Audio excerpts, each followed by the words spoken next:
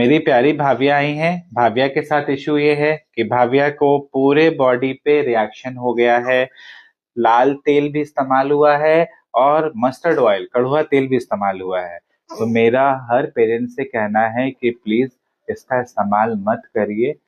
Plane coconut oil use करिए, उससे अच्छा तेल कोई तेल नहीं होता है। और कोकोनट ऑयल कोई ठंडा तेल नहीं होता है।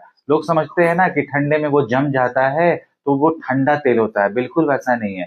उसको हल्का सा हाथ में अगर आप रगड़ लेंगे तो वो गर्म वो हो जाता है, हल्का सा गर्म कर करके उस बच्चे को लगाएंगे कोकोनट ऑयल, उससे अच्छा कोई तेल नहीं होता है।